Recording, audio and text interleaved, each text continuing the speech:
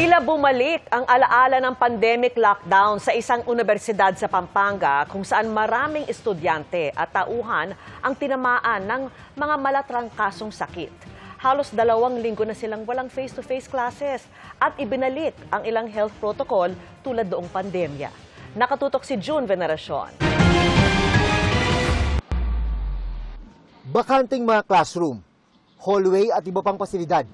Tila nagbalik ang alaala nung kasagsagan ng lockdown nung panahon ng pandemya sa campus ng Pampanga Agricultural State University sa bayan ng Magalang. Magda2 linggo na kasing online lamang at walang face-to-face classes sa universidad. Dahil yan sa mataas na bilang ng mga estudyante at empleyado na tinamaan ng malatrangkasong sintomas. We do that to prevent lang po the further spread of the disease. Ang ginawa namin ay preventive measure para po mabawasan yung takot ng mga tao. Sa survey na isinagawa ng health unit ng eskwelahan, mula October 23 hanggang 24, 40% ng mga estudyante ang nag-report na meron silang sintomas ng trangkaso. 35% naman ang mga empleyado. Bahagyan na raw yung bumaba kung ikukumpara sa naunang survey noong October 16 at 17, kung saan umabot ng 49% to 50% ng mga estudyante at empleyado ang tinamaan ng sakit. Medyo talagang dumadami lang po yung cases natin. Bilang pag-iingat, obligadong magsuot ng face mask ang lahat ng pumapasok sa campus. Pinapairal din ang health protocol at sanitation na kapareho ng pandemya. Iilan lang sa mahigit 8,000 student population ang makikita sa loob.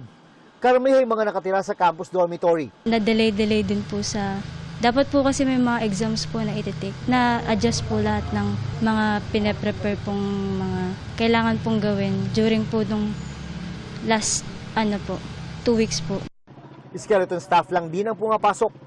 Hindi naman daw nakakatakot pero kailangan mag-ingat. Lalo na po yung social distancing, yung pagiging malinis po natin sa paligid natin na natutunan natin nung COVID pandemic pa. October 13 pa sinimulang ipatupad ang mandatory na pagsusuot ng face mask sa loob ng campus ng Pampanga Agricultural State University.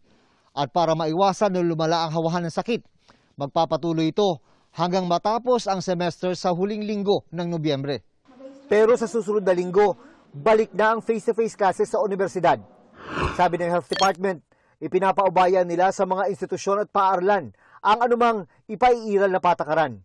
Gayunman ang mahigpit nilang paalala para makaiwas sa sakit, sumunod sa health protocols at kumain ng masustansyang pagkain.